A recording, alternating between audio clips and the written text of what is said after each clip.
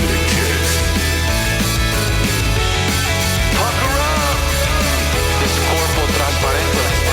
They want to tell me what to think. I am over all the lies. I'll uncover what is hidden until they shadow ban me. Shadow ban me. You either misses or non-binary. Shadow ban. Homunculus.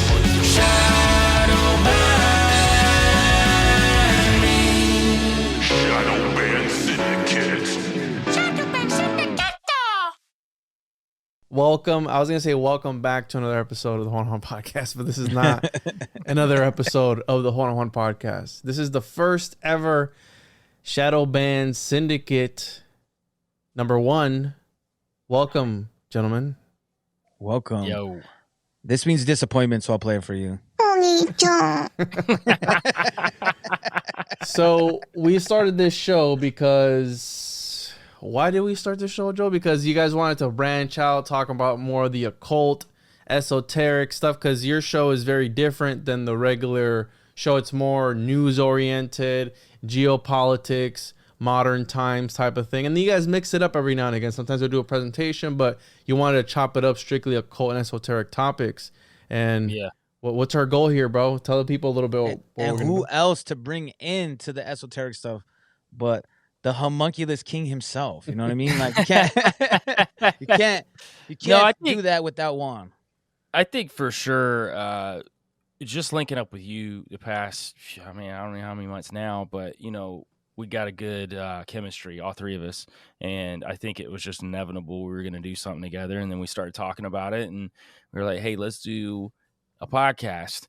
And then let's just really key in on these occult aspects, a lot of that area that Sean and I touch on some, but we don't get to do it consistently. When the stakes are high at work.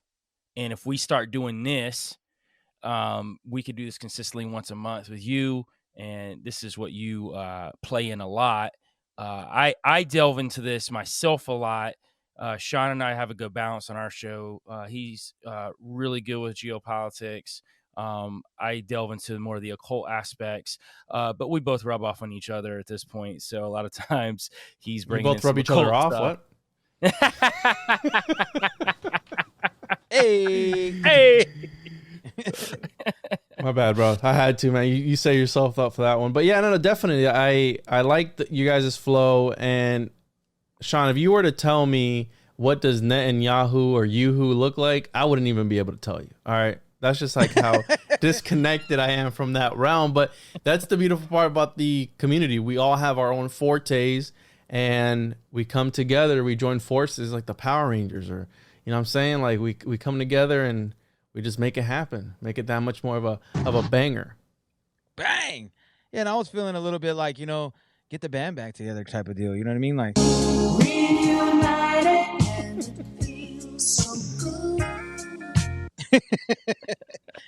it was like, yeah, I like that. And just to say some crazier stuff, you know what I mean? Talk about some, and just have the three personalities break down things in a different way. You know, we're all going to look through a different lens. And I think those different minds melding together, you know what I mean, is really what you get a good product as far as like what people want to hear. And I think people love to hear craziness, man. Definitely. Yeah, we're going to be talking today about, I'll be honest, I messed up on this subject because we could have actually done, we're going to be talking about a whole bunch of different methods of ascension or mythology for ascension. And what that means is when I grew up Christian, Pentecostal Christian, I was always taught you do good in this life and we're going to go to heaven. Well, what happened? How do you get there? Well, you're a good Christian your entire life. You go to church. You accept Jesus in your life. That's the main thing. You have to accept Jesus in your life as your Lord and Savior. And then when you die, you will go to heaven. You know what I'm saying? Yeah. They always told me, it was like, there's going to be cities of gold. You're going to have this mansion. It's going to be 24/7 praising Jesus. And it's going to be great. It's going to be a good time. And that's what I was taught up growing up my entire life. And I still believe that once we expire, we go on to another realm of consciousness. Another, we're transmuted. If we, for those that believe in science, energy cannot be created nor destroyed. It can only be transformed.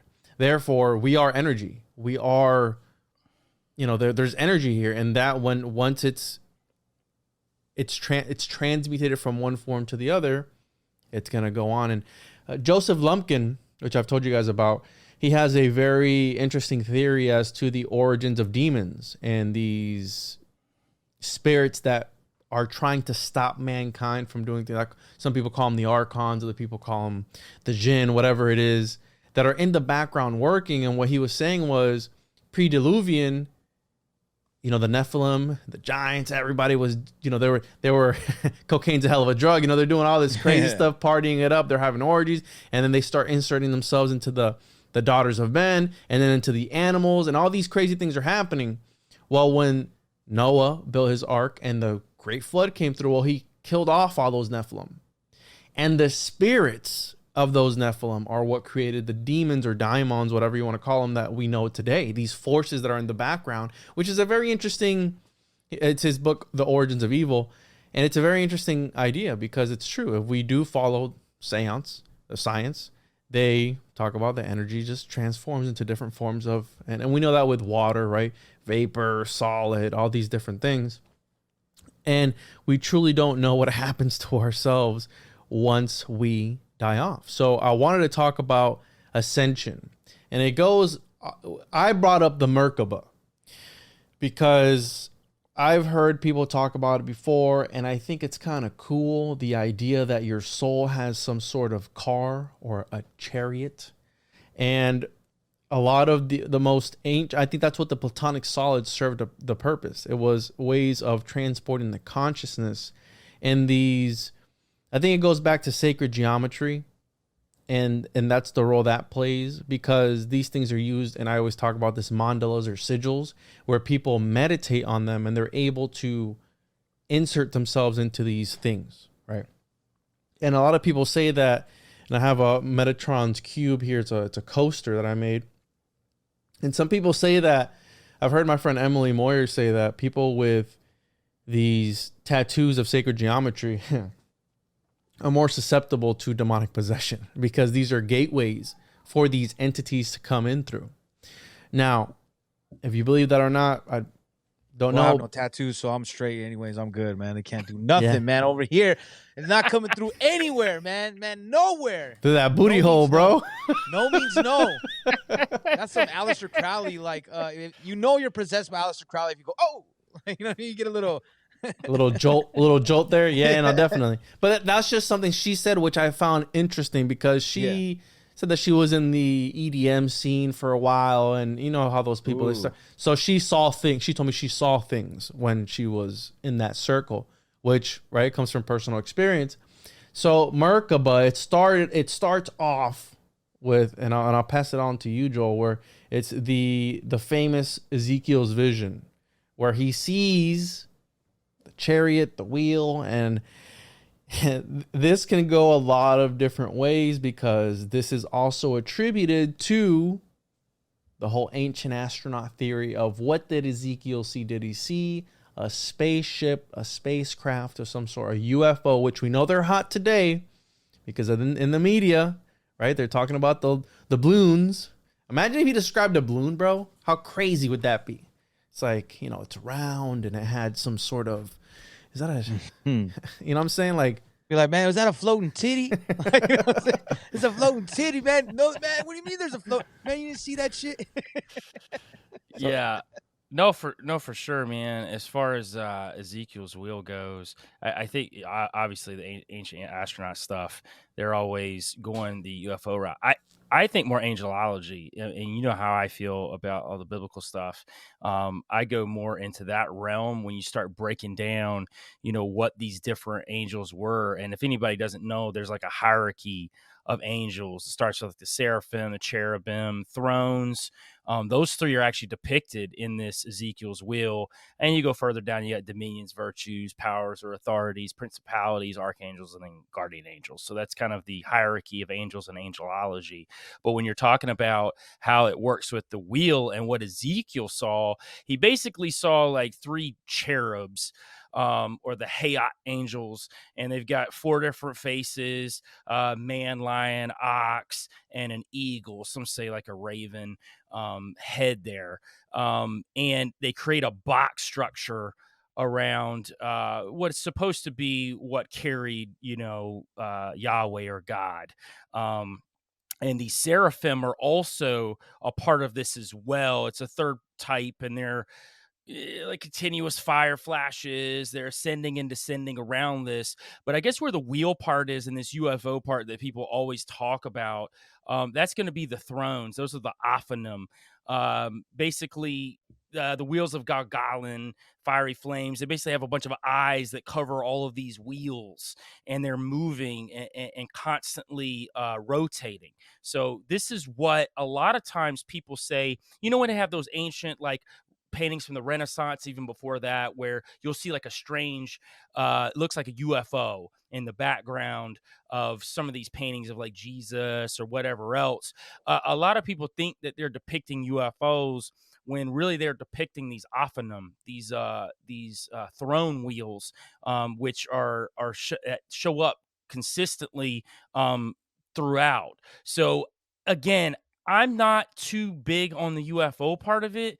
Again, I wasn't there. I don't know. I mean, sure. You know what I mean? I think that if you're looking at something that you can't describe, you're going to try to describe it the best way you can.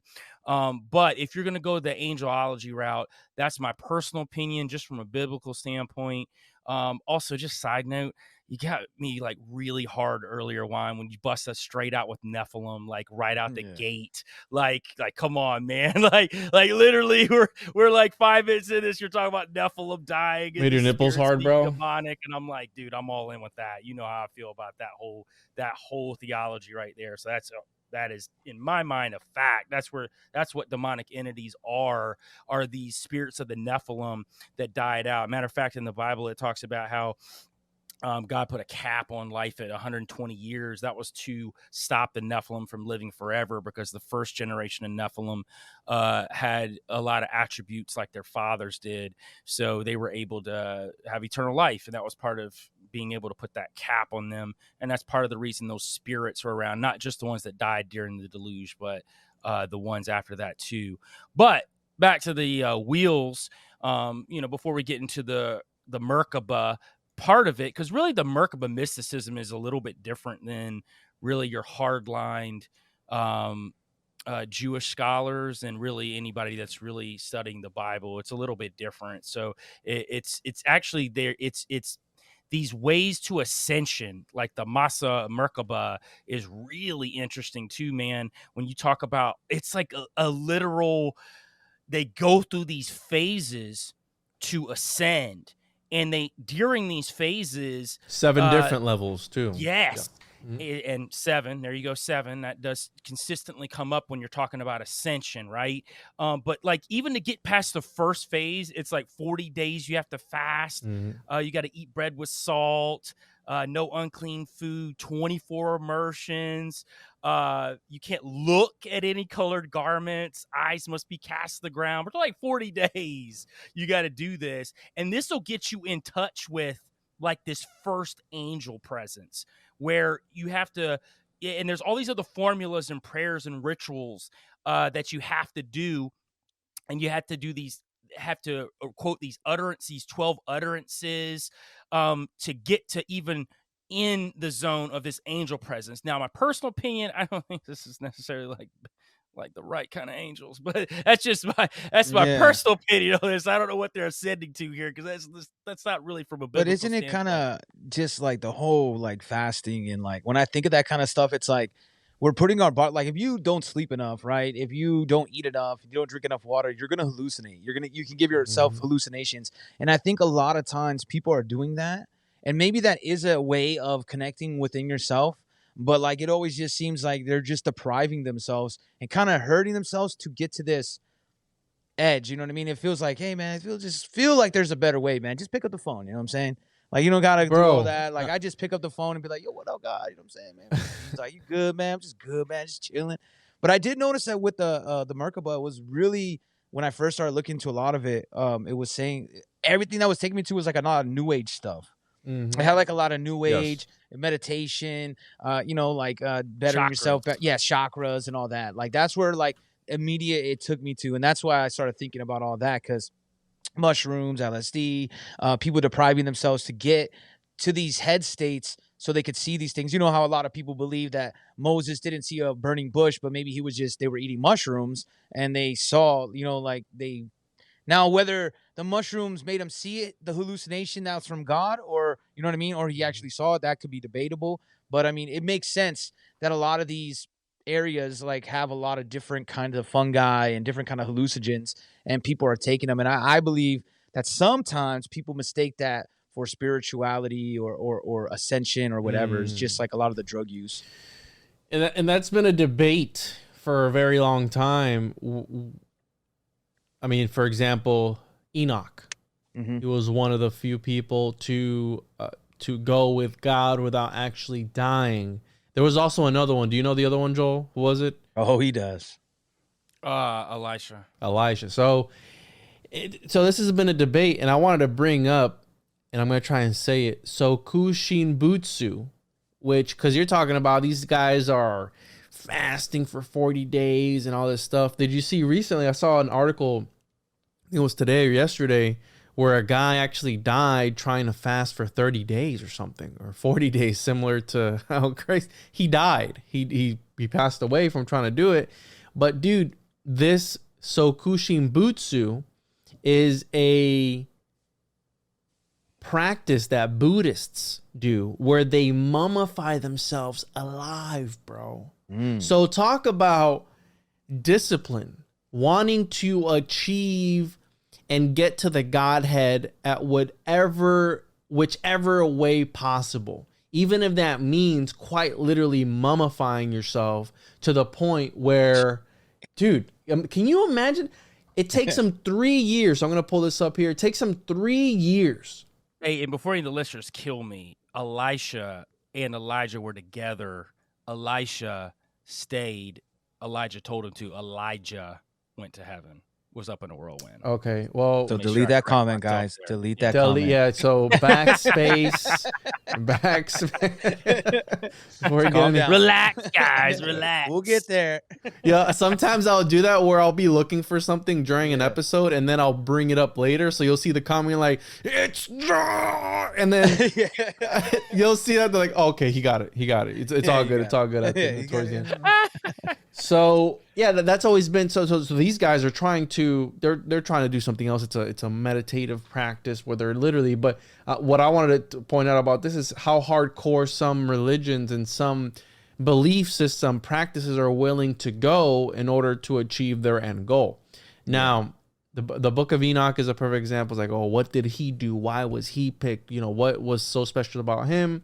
And then you have Ezekiel. But one thing I noticed, and a lot of the stuff that I'm going to be talking about today, check this book out. It's called Stairway to Heaven by Peter Levenda, Chinese alchemist, Jewish Kabbalist, and the Art of Spiritual Transformation. And I only took a few notes in it. So there's always this idea that they are excommunicated, that they are exiled. They're roaming these vast landscapes, and they're confronted with this thing, this dilemma. And that's when either the angel presents himself to you, and then Ezekiel, I believe it was, he thought that he was exiled for whatever reason. Now, I'm not 100% on the whole lore there, but that I saw that as part of the Da Vinci. The same thing happened to Da Vinci. So Leonardo da Vinci was on like a exile, if I'm correct. He went on like some sort of exiling as well. He was gone for like a year, and this is when he supposedly had contact with UFOs.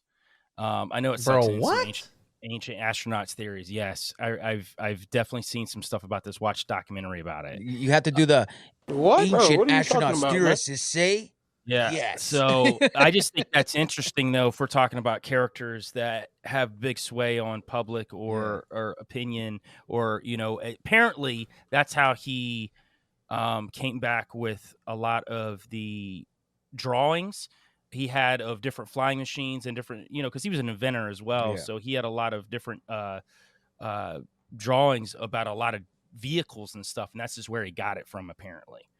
So it's interesting. I don't know necessarily if it's UFO or if it's aliens. I think it was some entities. I think he definitely had contact with entities. That's a huge possibility. It just made me think about that. This was a long time ago when I saw this documentary too, by the way, but it made me think about that. These exiles or these people that leave for a while and then come back and say they had some sort of contact, and then they have all this knowledge. The Da Vinci Conspiracy. I think it's an episode of Ancient Aliens. The Da Vinci Conspiracy. Is that what you saw? Yeah, for real. We need that sound effect.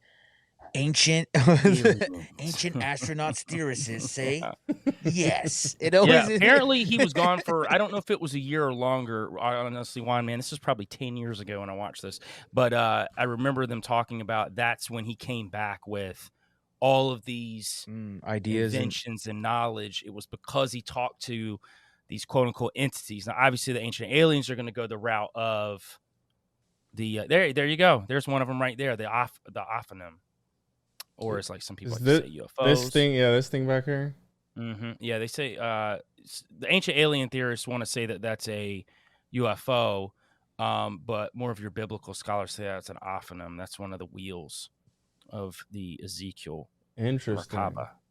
So I trace this back to obviously Sumer, Mesopotamia, because you always have the 7.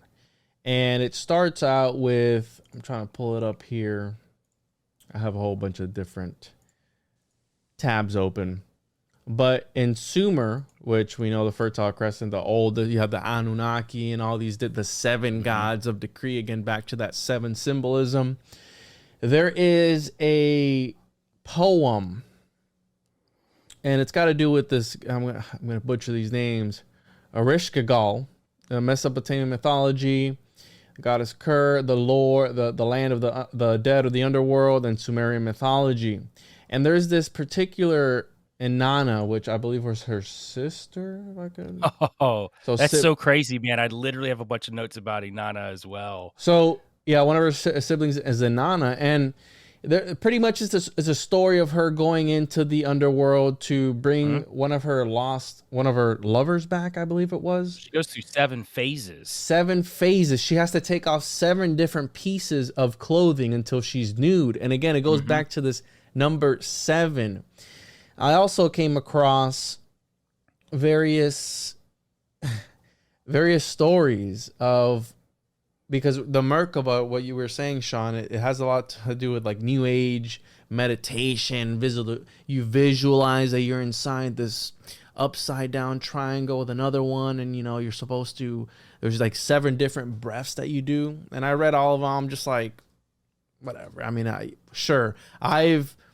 I've had friends who do the Wim Hof breathing techniques, and they say that they go into trance-like states. But it's like how you're saying, Sean, you pointed out a great point where it's like you're depriving your brain of oxygen. You're depriving your body of nutrients. So you're going to start to hallucinate, and you're going to start to see things. So when you're doing all these breathing exercises, you're going to probably hallucinate. And I've had friends who've done it, and they say that they hallucinated. So it's the same thing with the Merkaba. And you get into this trance-like state where you're able to blast off into space or something, whatever it is. But one of the ones that stood out to me was the Taoists. There was a sect of Taoism and that's internal alchemy, in Chinese internal alchemy, where they would quite literally do these breathing exercises. And I'm real big on talismans and amulets and everything. And from them doing these breathing exercises like that, whatever it was, and they're tightening their muscles and everything, their saliva becomes a talisman they believe that their saliva became the talisman to take them into these other states of consciousness, because essentially at the core, this is about transporting the consciousness to another realm. Where does it go? We don't know. My dad died 4 times, and when I asked him, I said, "Hey bro, what'd you see on the other side?" My dude, you died 4 times. You were out for 45 minutes. What'd you see? Nothing. I go, what? That's wild, bro. You died 4 times. Not one, not 4 times. You didn't see nothing. He's like, nah. He's like, I remember going to sleep and then waking up. It's like when you pass out. And then what do they mean when they say dead, though? Like, right? Like, that's just by vital signs, right? Like, whatever they consider, right? Like, what our medical fields have considered to be, hey, he's not alive anymore. Sometimes I think that too, I'm going to play devil's advocate on the other side, though, because I think that some of that technology is like, not that it's not that they're really dead, but I think people use words that are not always, like, truthful, kind of, you know what I mean? Like, they're like, yeah, he was dead. And you're like, well, was he? Like, was he completely, like, does that mean, or like your body? Because sometimes I think too, because, you know, when you go into a dream, if you fall asleep, the first 40 minutes, you're not going to remember anything, you know, you're not going to have anything. So maybe he's like shutting down. Again, I'm speculating, you know what I mean? Obviously, I don't know, but you're shutting down 4 times, like gone. Yeah. Like no heartbeat or nothing. Like that's what he was gone, bro. Damn, that is crazy. That's crazy.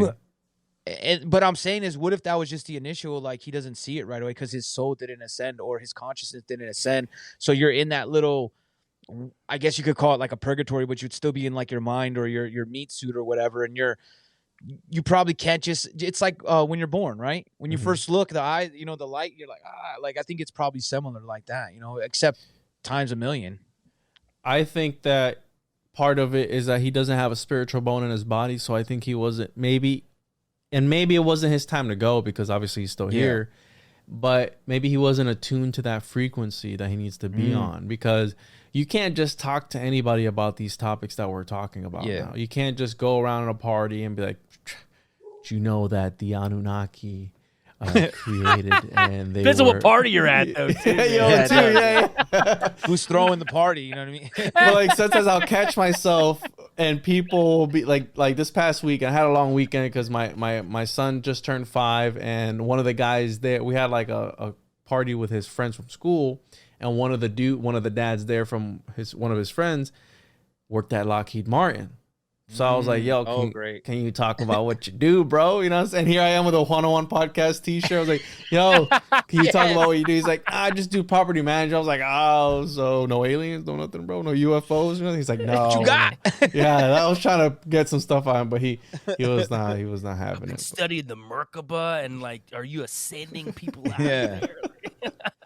But so it goes back to the 7, always the 7 gods, the 7 stars, the 7 garments, the 7 levels, right? The 7 steps. You even have 8 too, though, Juan. If you look at the Merkaba, the sides of the actual, like the Star of David, but the 8, like the 3D version, right? It's the 8 sides.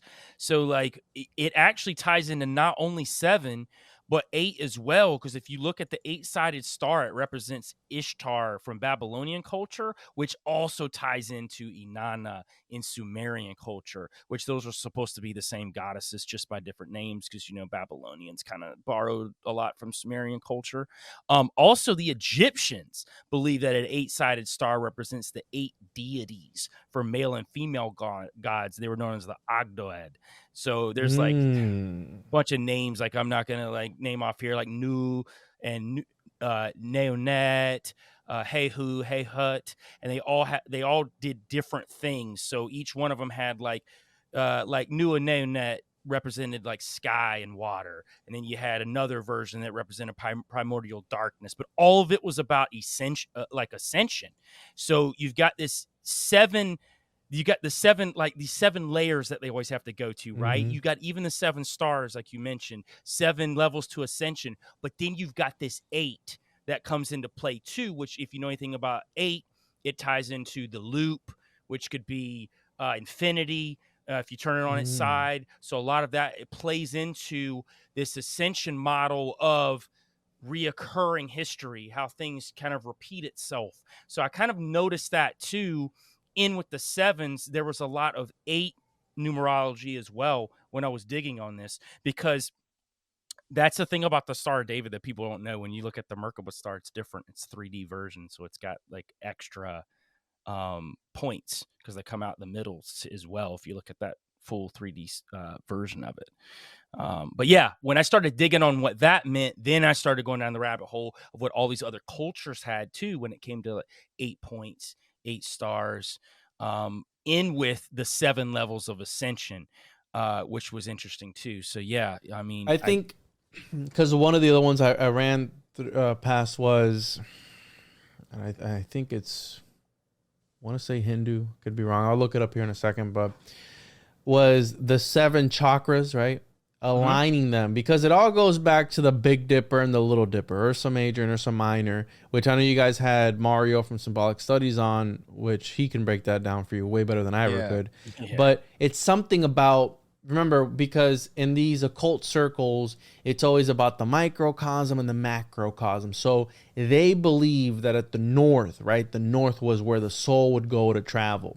And by emulating that within yourself, so this certain sect of, I'll find, I think it's Hinduism, they would want to illuminate, because we have the Kundalini and all that, the 7 chakras in order to emulate the 7 stars. And by you illuminating the stars within yourself, the stars up there are illuminating, you are able to pass on to the next level of existence, whatever that means. Because it's always funny that we talk about all these things and we do all this research, but we don't ever truly know what it means or how to use it, because I'm not a practicing occultist. Some people are, and even though I have people hit me up all the time like, hey dude, I have this generational curse and I'm trying to break it. What can I do? And I'm just like, bro, I just got a podcast, man. I don't. Yeah. No, I feel you, man. I mean, I used to practice the occult. I used to know guys that were way better than me at it, though. And I just coming from a background of that and talking to entities and having those experiences, that's why I believe how I believe now in a biblical route, only because I've seen entities act a certain way and talk about certain things a certain way. And I'm not saying they can't be tricksters either. And everybody's got their own path to find of how they're going to meet God, right? Like I'm not sitting here trying to preach to anybody, but I just know from my personal experience what brought me around full circle to a biblical light, just for me anyway. But Juan, it's very interesting you brought up Hindu culture, because I've been going down some really crazy and you can, Sean, he's probably tired of hearing me talk about it, but I've been going deep dives about old earth and a lot of ancient civilizations. But and not to cut you off, bro, but here I found it here. So it's the 7 centers are the 7 chakras. So what we have is an attempt to externalize the chakra system, projecting it onto the cosmos, which may be a reflex of an attempt to internalize the 7 stars of the Dipper onto the body, bringing the body into alignment with ideas of immortality, immutability, and the divine. So it's about the chakras and the tantras. And while we're on this, before you go on, Joel, I actually have pulled up on my watch later. It was I think it was a Catholic priest and this other guy was a doctor, and they were going into why yoga is demonic and why it can lead you to demonic possession. Now, that could be propaganda, but what he was saying made a lot of sense to me. I'm totally with you on that, and I know people that have done yoga and have ended up going down dark paths. It's kind of a gateway. It's almost like you were talking about the tattoos that you could put on your body, like sigils. And there are people that do these tattoos on purpose too, to create these sigils. They know what they're doing, right? Actually, matter of fact, when I was out in Utah hunting skinwalkers, we ran across a guy like that. So, but yeah, back to the Hindu thing. I'm really glad you brought the Hindu thing, because I got a bunch of stuff about that.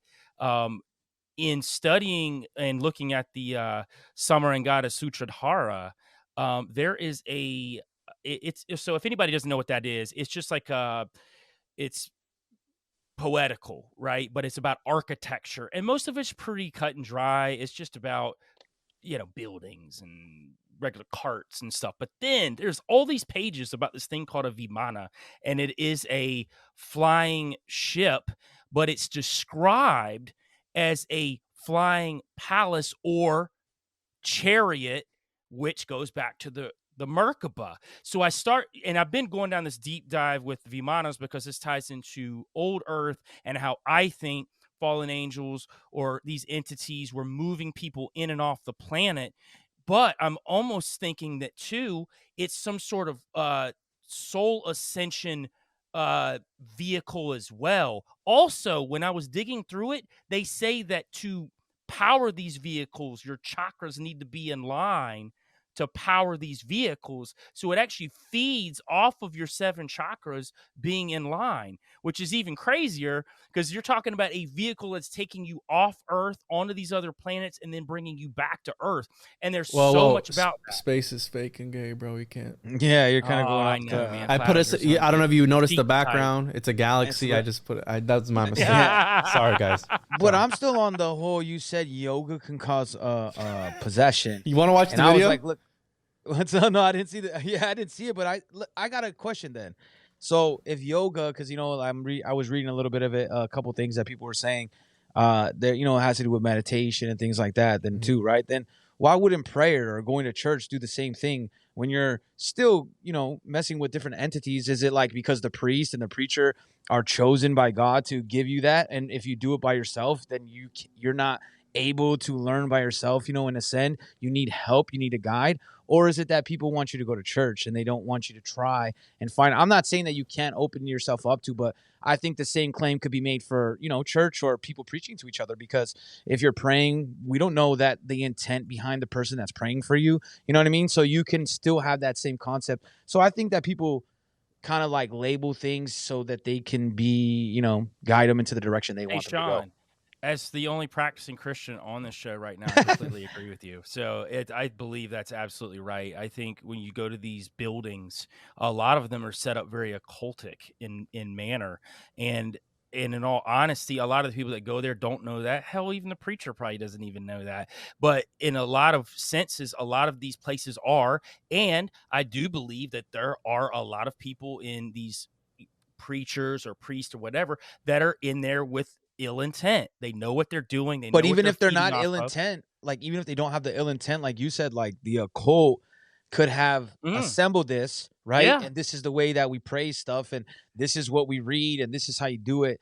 And that kind of keeps people in line. Just like we talk about scientists and stuff like that, they may not, they're going to tote the company line because of X, Y, and Z, whatever the reasoning may be. Everybody has their own reasoning. So I could see that in any of these churches, the same thing could be said, right? And not saying that someone's coming down and like, hey, I'm giving you money. Who knows what the reasoning be? But they're like, don't question it. Just like people used to tell me, they'd be like, man, you can't wear a hat in church. I'm like, well, why does that lady get to wear a hat in church, man? So wait, she could wear a hat in church, but I can't. They're saying, yeah, it's the rules because and I'm like, well, man, it's dumb. Just like when people tell me about cussing, they're like, can't fucking cuss. I'm like, what do you mean I can't fucking cuss? Like, that makes no sense. They're like, it's against the laws. I'm like, I've never seen the Bible. Not even in the Bible. Joel even said, and I know he's read the Bible way more than I've read it, and he's never seen it. So I'm like, there's all these like traditions that we carry on that like controlled. We embed into this religious stuff too. Because and this is my personal view on the church. Now, I believe that the reasoning behind this is because the religious experience now, the experience of ascension now, especially because we're talking about ascension, is brokered now. Now it's you can achieve divinity through us, and who's us? The church. You come to us, and we'll make sure that we pass on and relay the message to God. The Pope talks to him every day. The guy under him talks to him every other day. The guy under him twice a week. The other guy under him, every now and again, he'll talk to him, right? But you come to us, you pay us, and we'll make sure that you're okay with him. Got that little check. You know what I'm saying? So it's a brokered experience, and that's why the Gnostics were like, nah, bro, you can do this on your own. You don't have to go to church. You don't have to. You can do whatever you want, and you can still make it to so. And people like that, bro, there's a reasoning. They're all killed, okay? And I know we're jumping around a little bit, but I wanna ring it back into the one thing I found very interesting, because we have this idea of the chariot. We have this idea of the vehicle for the soul. We have this idea of the vimana. Yeah, that's also a very excellent example, but it goes back even to something called the pyramid texts, which were the oldest ancient Egyptian funerary texts dating back to the Old Kingdom. and they're the earliest known corpus of ancient Egyptian religious texts, and they are dated to 2400 to 2300 BCE. Now, in this particular book, its spells or utterances of the pyramid texts were primarily concerned with enabling the transformation of the deceased into Ak. And hopefully I'm saying that right. It's AKH. Now, and that means where those judged worthy could mix with the gods. And one of the very interesting things about this was that associated with this thing, so is essentially what happened was, when you would die, and usually it would only be royalty, they would prepare your body, and only people who could pay to do this would be able to do it. Now, there's a thing called the opening of the mouth ceremony in ancient Egypt, and what essentially it is it makes me think of when the Bible says be careful of idols that need to be carried. Well, they would quite literally do a certain ritual with a certain tool where they would open the mouth of the mummy and essentially reanimate the corpse to do what? Sometimes to prophesize, be taken over by a different deity or entity. And again, it was only the wealthy that could afford to do this, but it was part of their religious text. And in this text, it also talks about a sort of chariot, a throne of some sort that is being pulled by horses, I believe. I have it highlighted here somewhere. But essentially, it's one of the first forms of this chariot, of this vehicle for the soul that transports you to the land of the gods. And there was also Marsilio Ficino, who was in charge of he was at the forefront of the Neoplatonic revival during the Renaissance, who really dove into this. They were like, hey, does your soul have a vehicle? But then when you get to where you need to go, what happens to the car?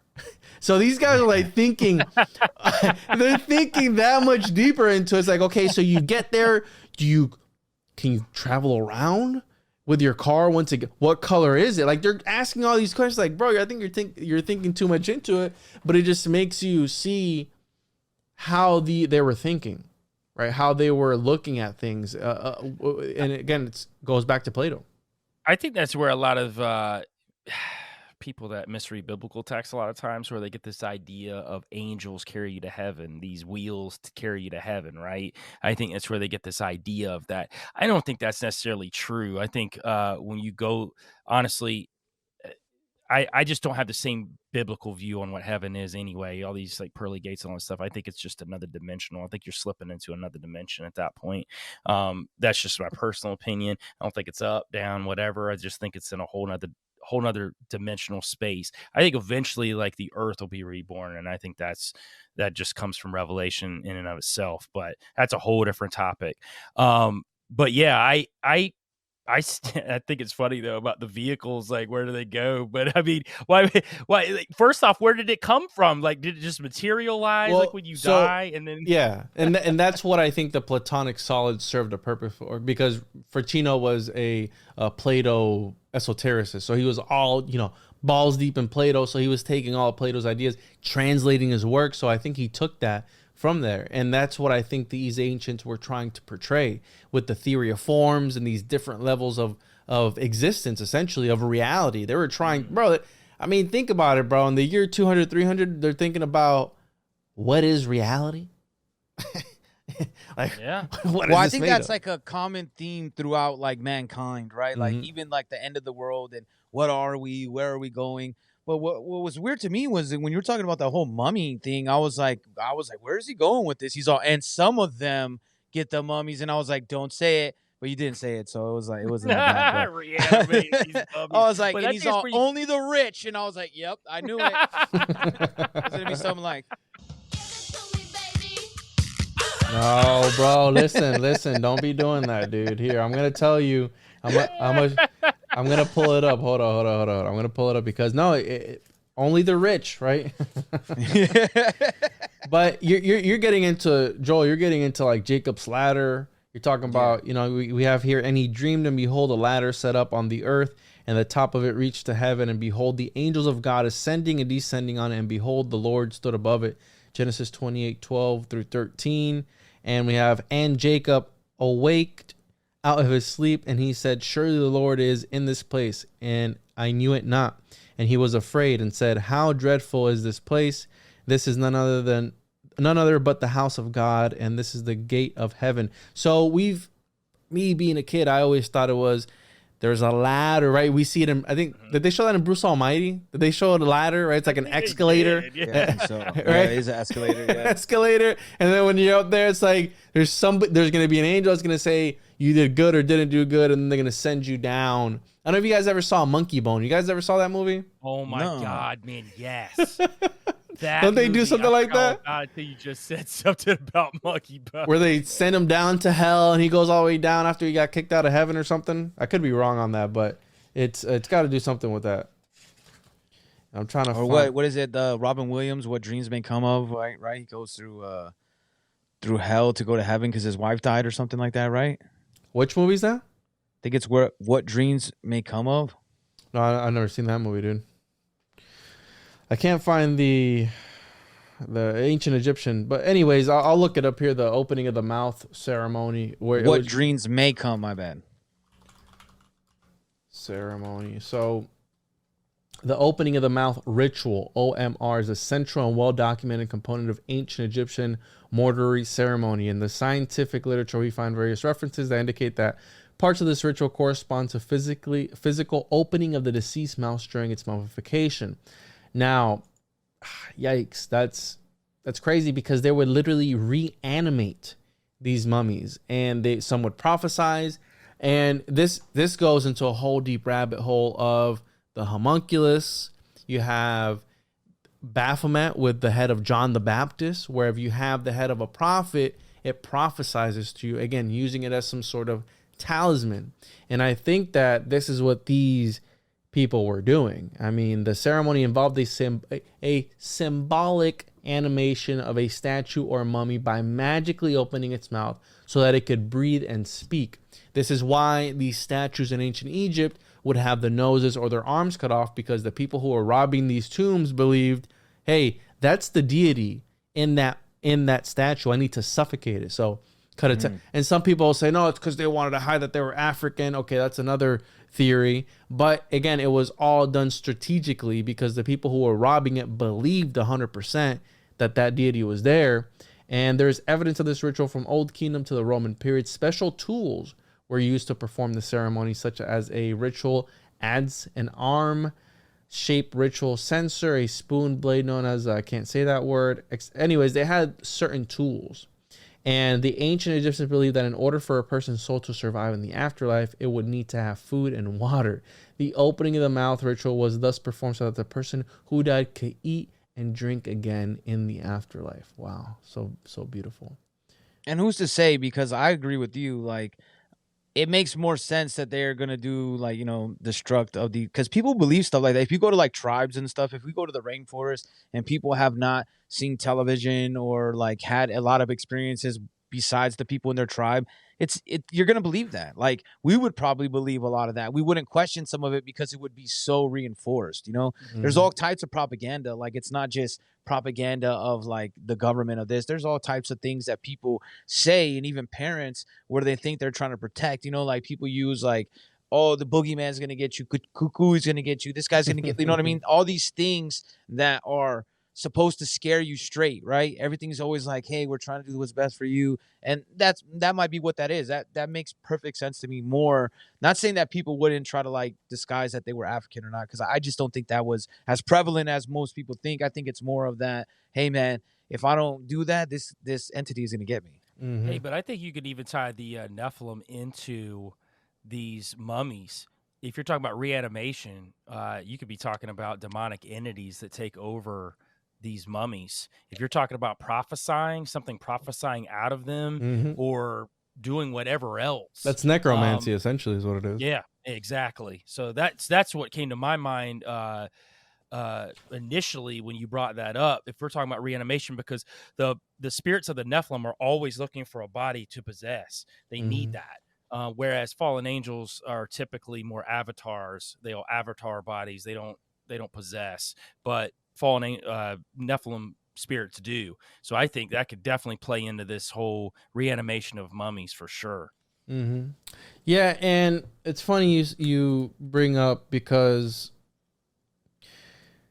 some of these ascension literature, or ascension technology as Peter Levenda refers to it, also involves possession. And this is a perfect segue, because I did an episode on zombies, and it kind of tied into what we're going to be talking about today, what we've been talking about, because we've talked about going up to the Godhead, going up into the heavens through whatever, a ladder, or taking those 7 steps, or doing something to achieve and align yourself with that Godhead. Well, in some cultures, it's the other way around. The Godhead comes to you.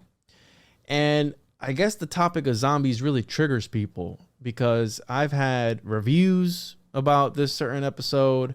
I had my comments yesterday going crazy on a clip that I posted, which, dude, I was kind of like feeding into it. And then when I was starting to curse at people, I just deleted the comments, because it got me heated. I'm like, I was telling people to shut the fuck up. I was like, you're a fucking idiot. So I'm like, I'm going to delete this. So I deleted the comments, but it seems like it struck a nerve with people. But in voodoo, the idea is opening yourself up to these deities.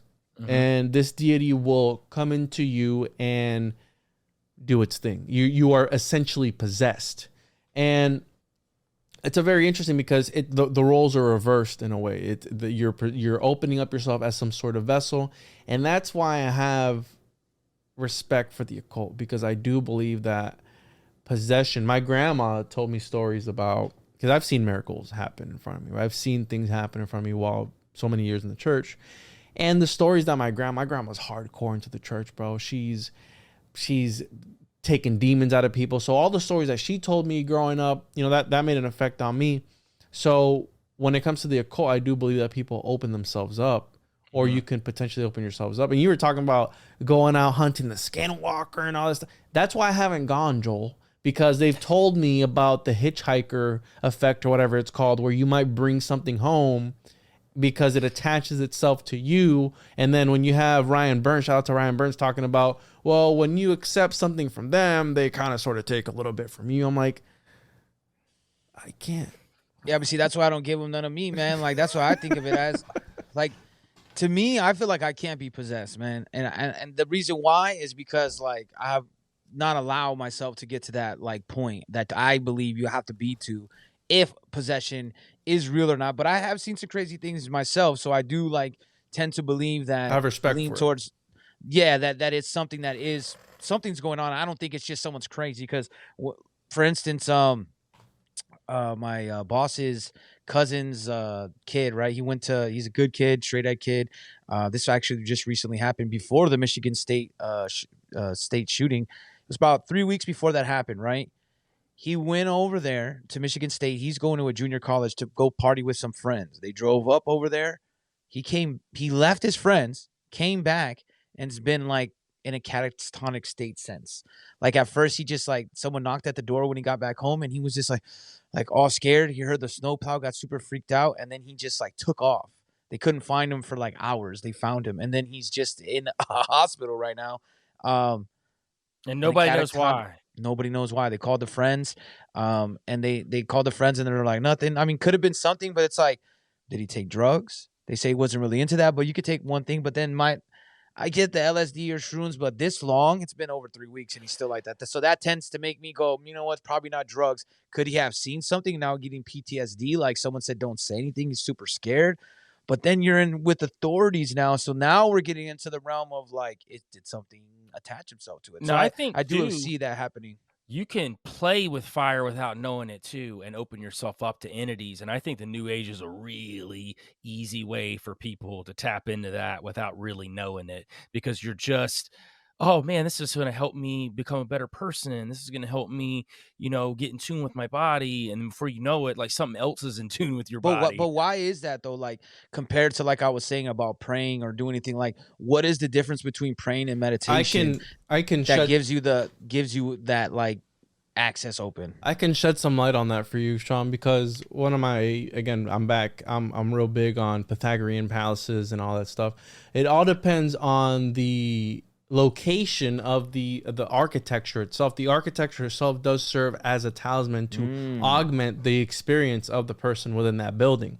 So when you are in this Catholic church or whatever it may be, this cathedral, it is built in a certain type of way. It's built in a certain type of way to invoke certain energies. And Vitruvius, the Vitruvian man, he talked about how certain spaces are meant for certain things. Now, occultists, the dark side of occultists, because I think that magic is like the force. You can either use it for good or you can use it for evil. It's all about intention, how you're saying about the practitioner. Now, Vitruvius talked about how certain places are used for certain things. The energy flows a certain way that gets into feng shui and how your surroundings are structured. Well, occultists, they like to invert that as well. So you might have that inversion of the architecture for whatever reason. And look at this guy. So they invert this. Now, I think that this guy threw me off. Yeah, there he goes. So we have Narco Longo jump into the chat.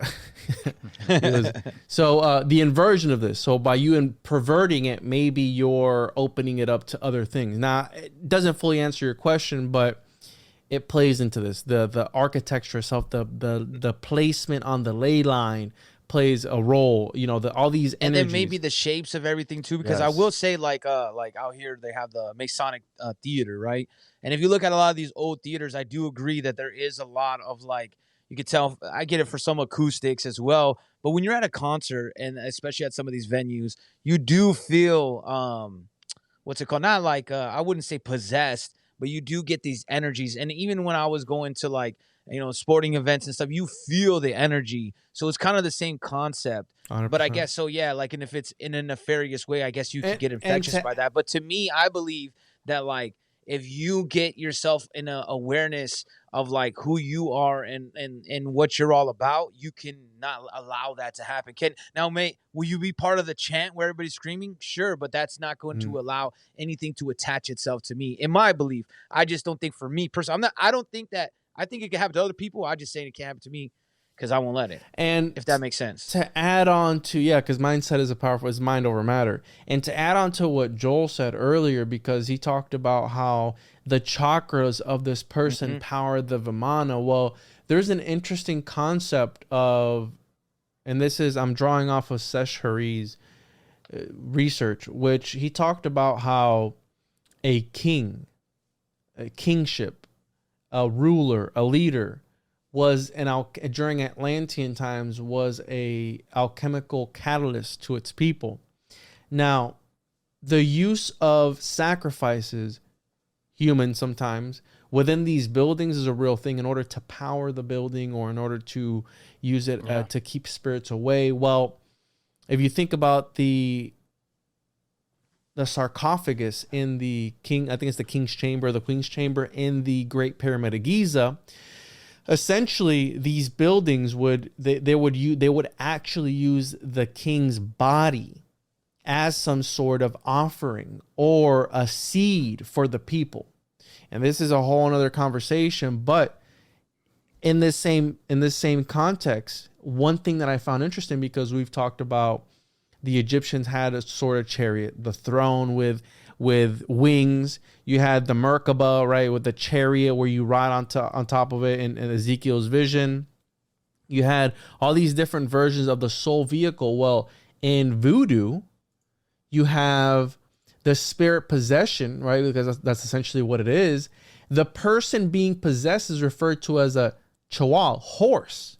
The act of possession is called mounting a horse. So again, back to this chariot symbolism, where it's being used as some sort of vehicle. So in this way, you are the vehicle for the Loa, which is the spirits, the equivalent to angels in Christianity or Catholicism.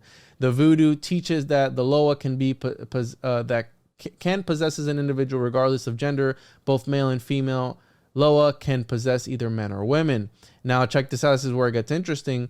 Buddhists believe that during this process, the Loa enters the head of the child and displaces their Goa Bon Anj. So essentially, because their consciousness has been removed from their head during the possession, Buddhists believe that the Chwal will have no memory of what occurs during the incident.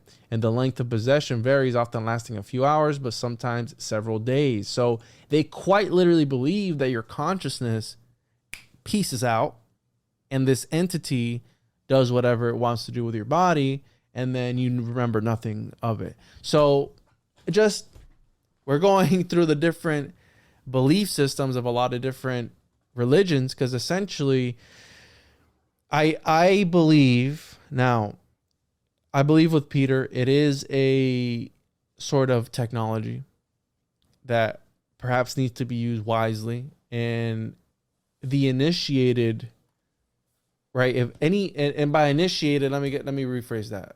Followers or practitioners of any religion need to truly know what they're doing before, because how you're saying, Sean, when I'm praying at a Christian church or I'm doing yoga in a Hindu temple, what changes?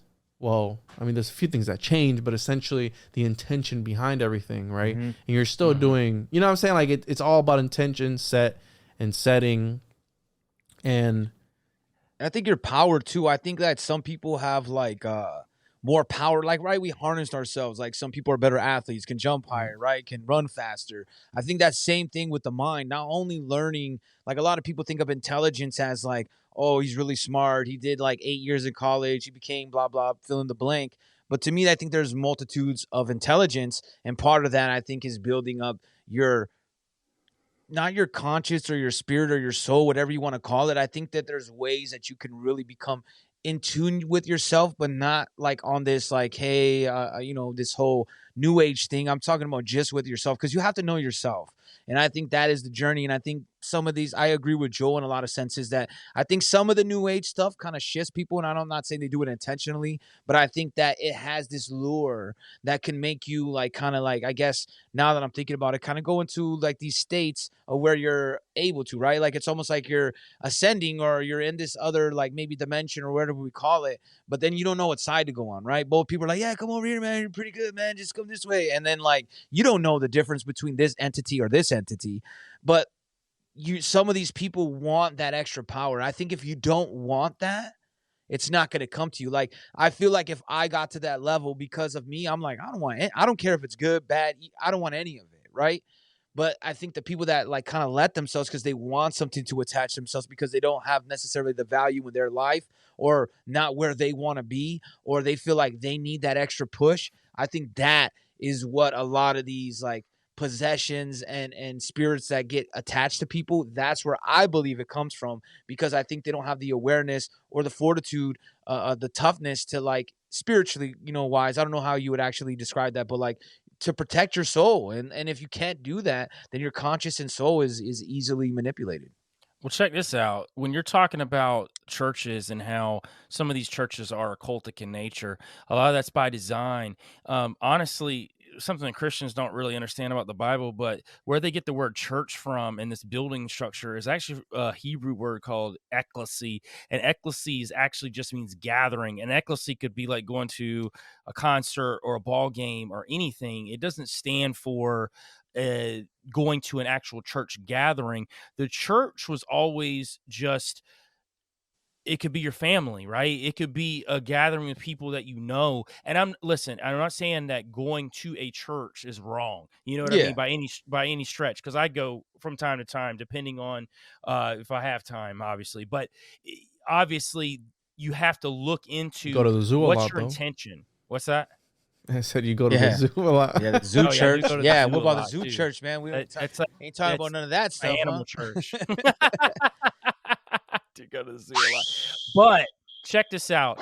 So I want to hit the swerve on y'all a little bit. This was something I was kind of waiting to bring up. But there's another religion that really talks about soul vehicles, and it's one that a lot of people laugh off and they don't want to talk about too much when it comes to it. But Scientology is really big into soul vehicles, and people laugh off L. Ron Hubbard because he was a science fiction novelist. But what you don't understand about L. Ron Hubbard is he was very in tune with all of your The occult.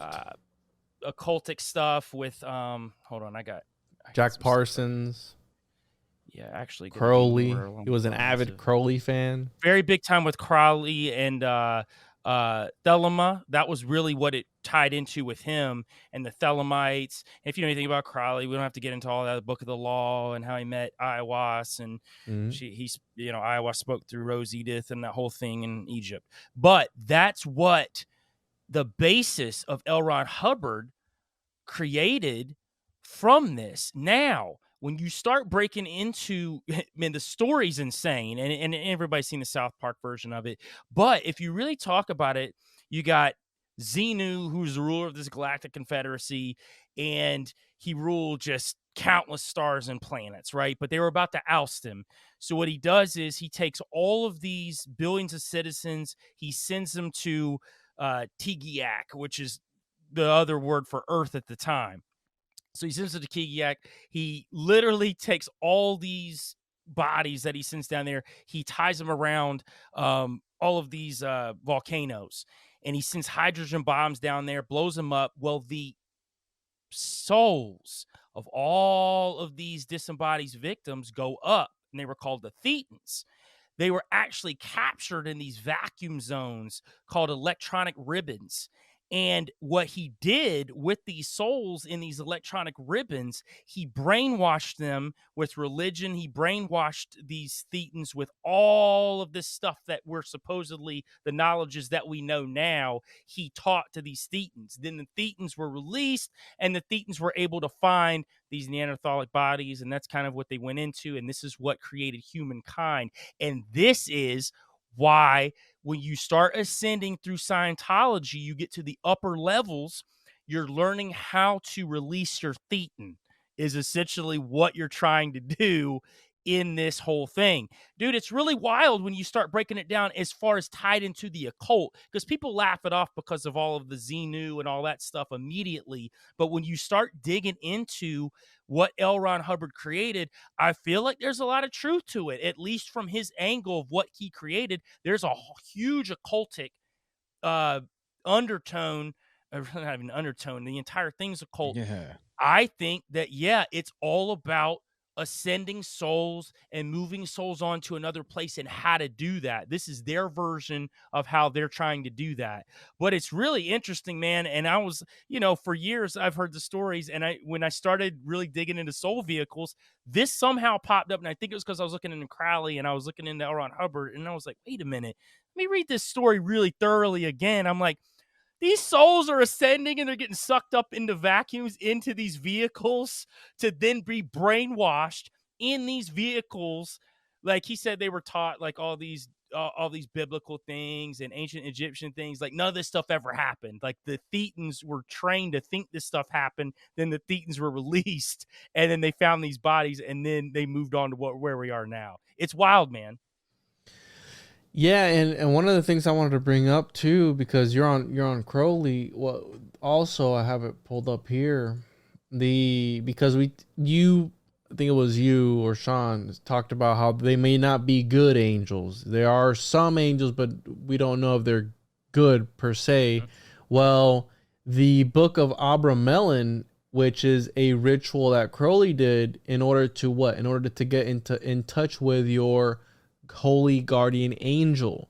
It's about, he did a ritual where you needed to buy a house, again back to architecture. It needed to be facing a certain type of way with a certain number of windows on the certain side facing east or something like that.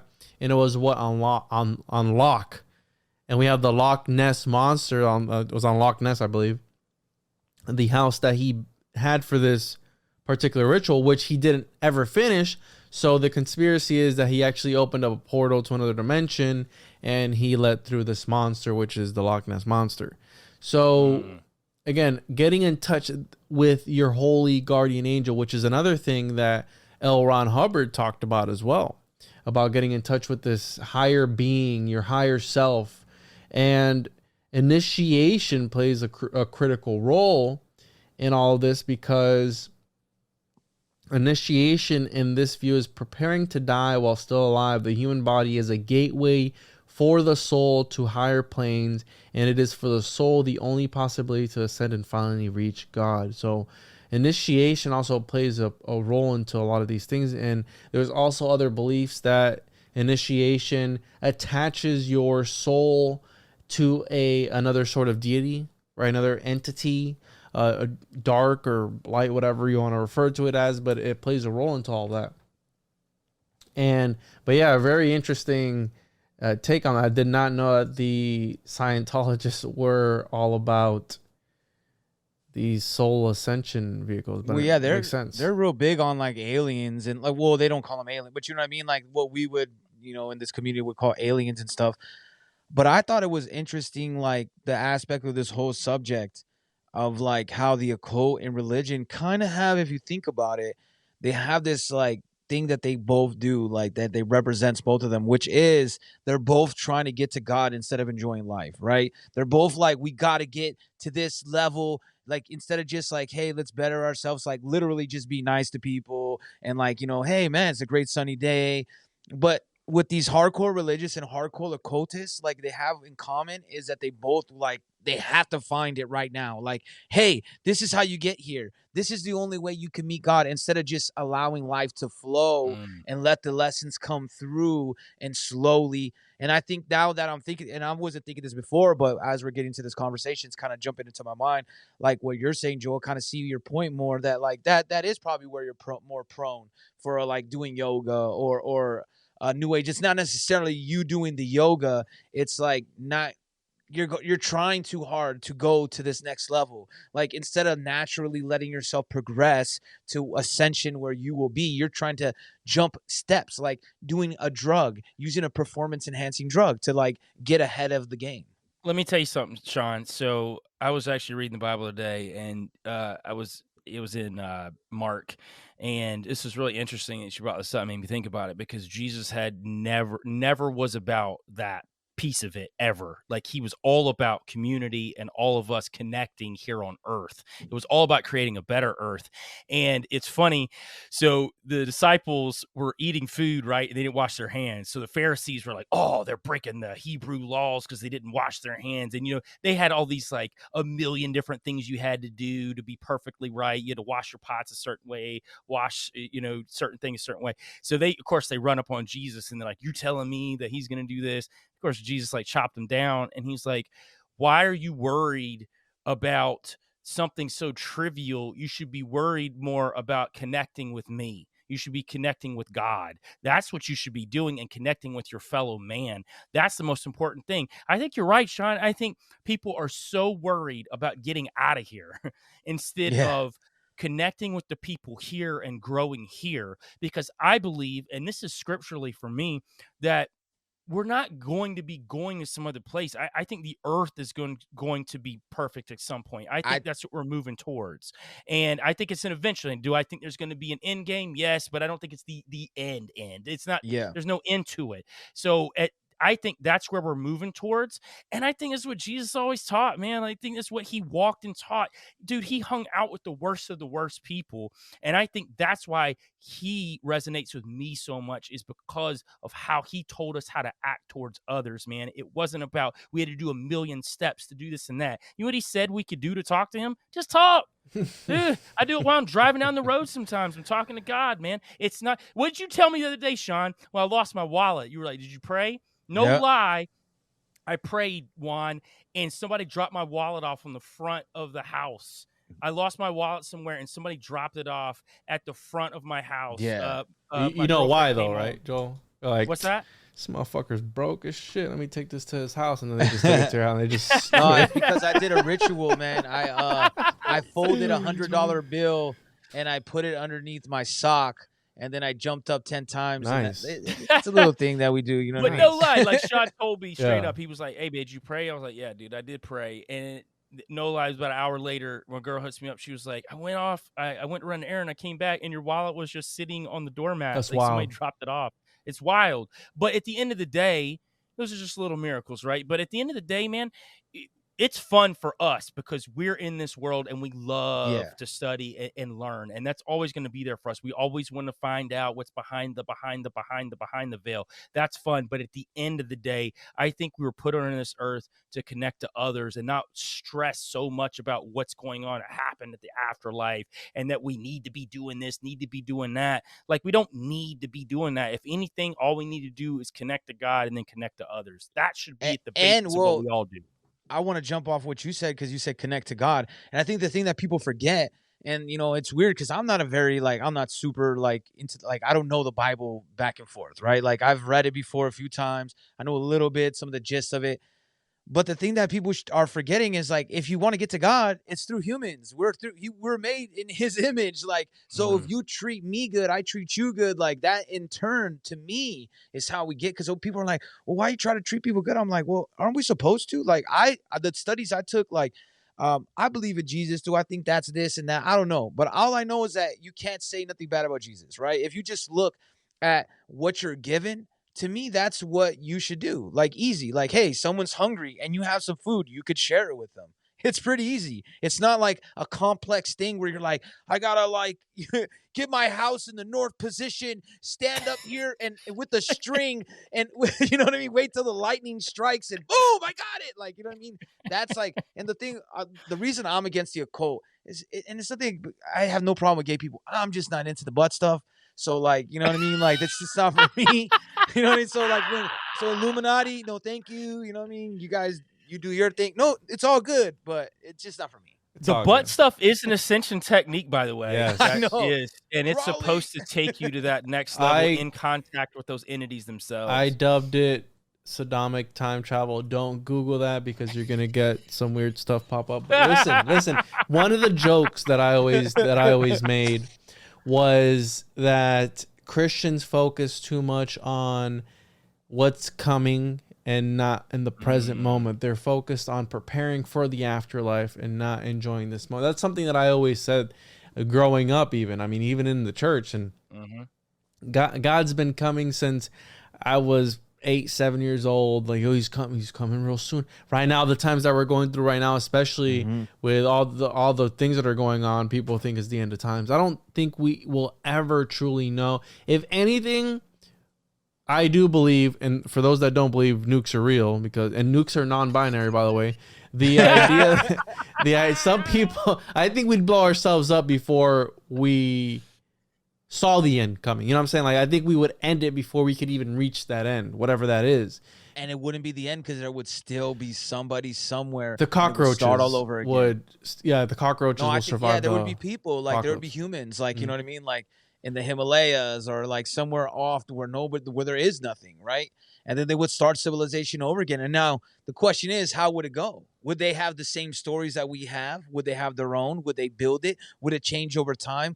Would we keep coming to the same conclusion? Is it inherent for human beings to always think the end is near? You know what I mean? Would they end up becoming that as soon as it's so many more people that are around it? Because you know how a lot of people believe these big cities that we live in are why we're always at panic.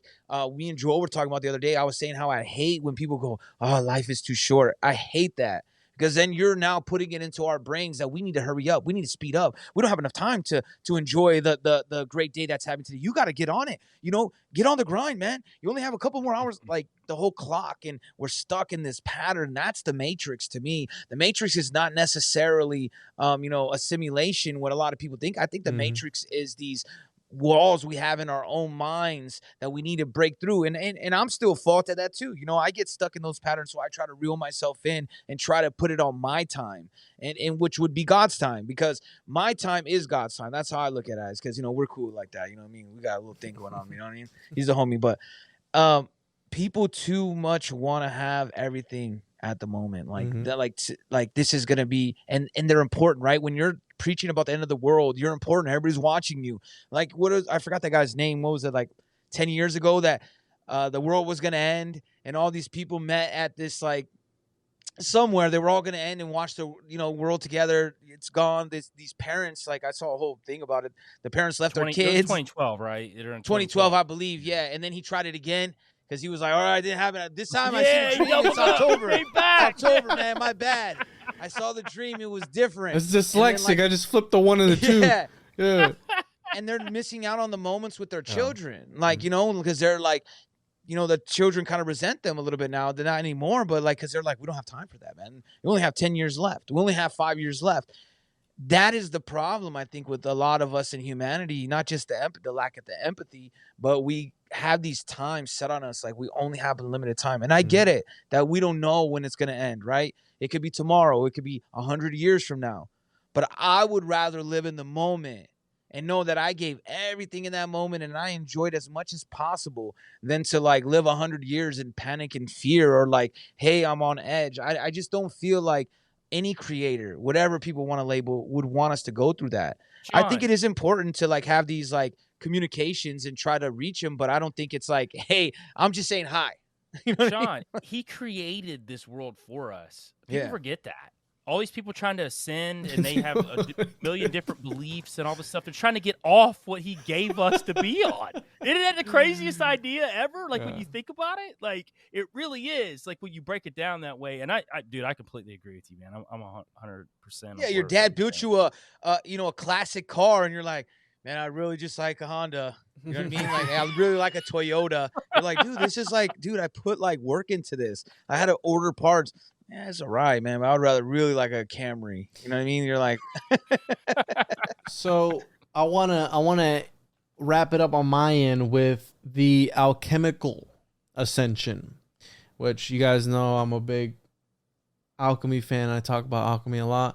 Well, alchemy also plays a role into ascension because the alchemist, similar to how all these religions are looking for that magnum opus, they're looking to connect with the Godhead, they're looking to reach a level of existence in order to pass on to the next side. Well, the alchemist was also trying to do what? Trying to turn lead into gold. Now, one of the beautiful thing I love about alchemy is that there's different layers of alchemy. There's the spiritual side, there's the philosophical side, there's the physical side. I'm going to be talking about it however which way you want to take it, but the idea of turning base metals into gold, that could be taken symbolically. When you turn lead into gold, that could be your own purification.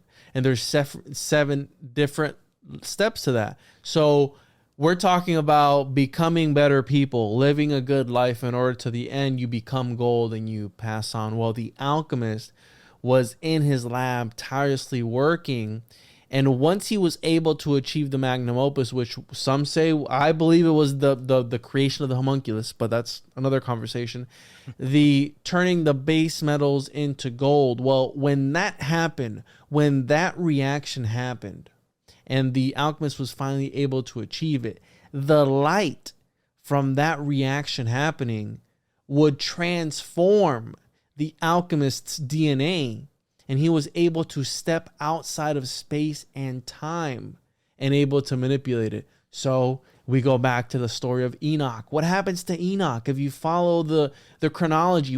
I know some people say the second and third book he didn't, right? But aside from that, we're talking about what happened. Don't get me going. I know. I see you, bro. I see it in your eyes. I see you. So what happens? He becomes this overseer. He becomes Metatron. He becomes this entity that is the lesser Yahweh, the little Yahweh, right? The little man who is able to control this reality, essentially.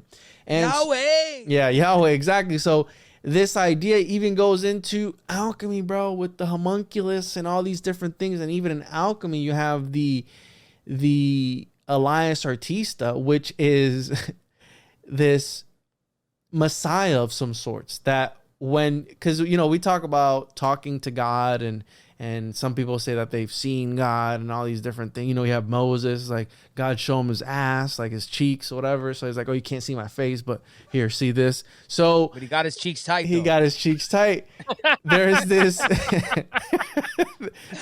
entity, this being that presents himself to you called Elias Artista. that is this ascended master of some sorts, that when you're on the right path, he will come out and peek through the fabric of existence and give you a thumbs up. And he's like, you're on the right track, motherfucker. Keep going. And then he'll just piece right back out. So again, we like Scorpion on Mortal Kombat, like the toasty. They just pops in real quick. Yeah, he just spreads open the cheeks of reality. He just sticks his head on. He's like, you're doing a good job, Sean. He's all loosen up the cheeks, buddy. Loosen up the cheeks.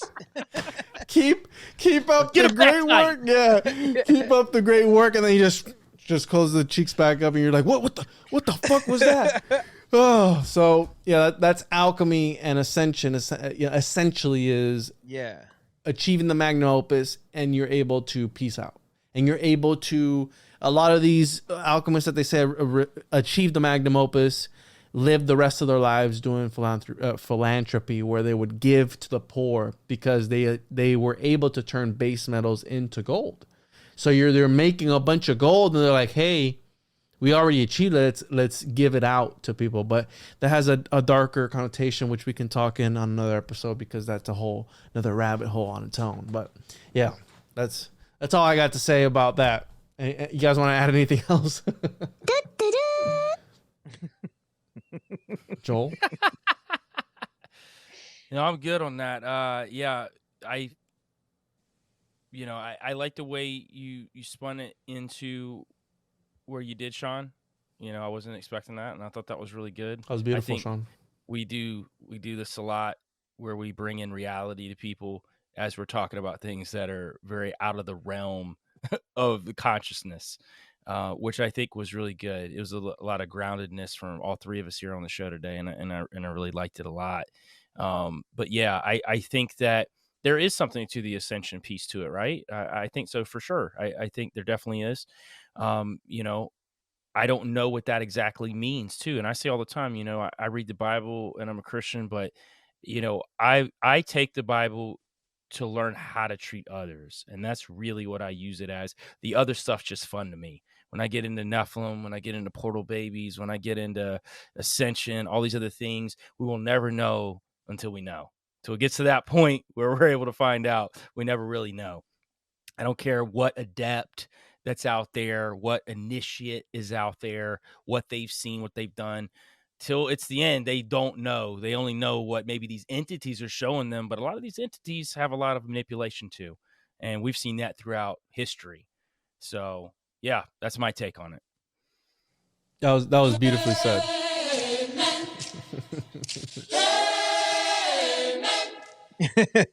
No, but I think this was a perfect episode actually to start off with this, because I think it kind of shows our dynamic of our minds coming together, because I think we're going to always joke around. We're going to always talk about our beliefs, our fun topics. But when it all comes down to is us growing, maybe people listening, they're able to grow as well, and become what their better version of them is. It's not me telling you, but maybe we can trigger along the way by having some fun with it, and getting to some topics that are interesting and jump deep dives on anything, but still to always be, like you said, Joe, grounded into this, like, hey, we can go off the deep end and talk about homunculus or Nephilim. And I will say that I am going to probably get a counter to see how many times homunculus and Nephilim are said on this. We need a little bing, bing. You're not going to get me, bro. I promise you.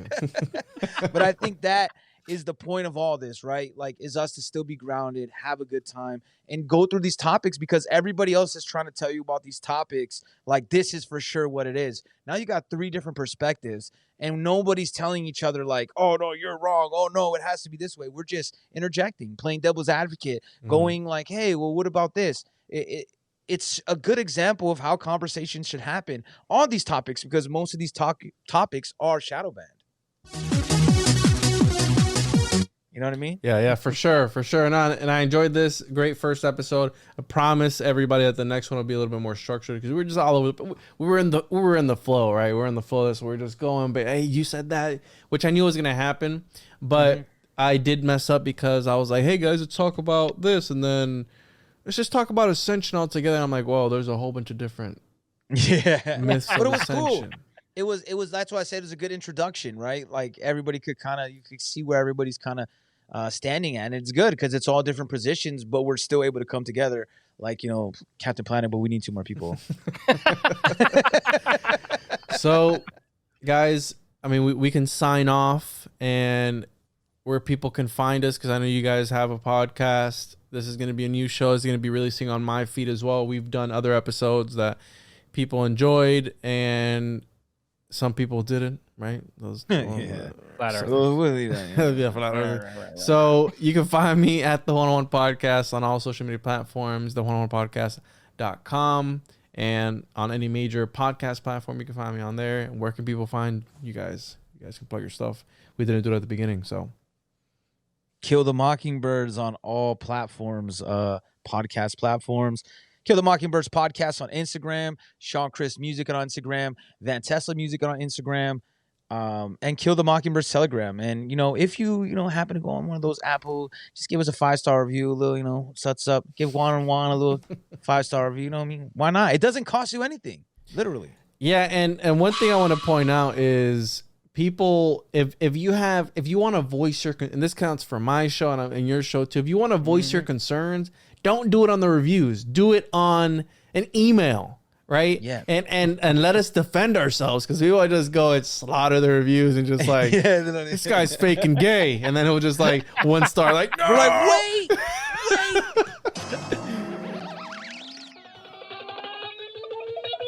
I don't have a comeback for that sound clip, but I was gonna do something. Anyways, yeah, just keep that in mind and go easy on us. Give us a 5-star review, et cetera, et cetera. And that was a great first Shadowban Syndicate. What do you guys think? Good? Yay, nay? Yeah, I thought it was great. Solid episode. It's a good place to shoot our rockets into space. Yeah, shoot our loads into space. Nice. Yeah. Well, everybody, this was fun, and we'll catch you. I'm going to give you the whole load today. Oh, man. We'll catch you guys on the next one. Peace, y'all. Till next time. Peace.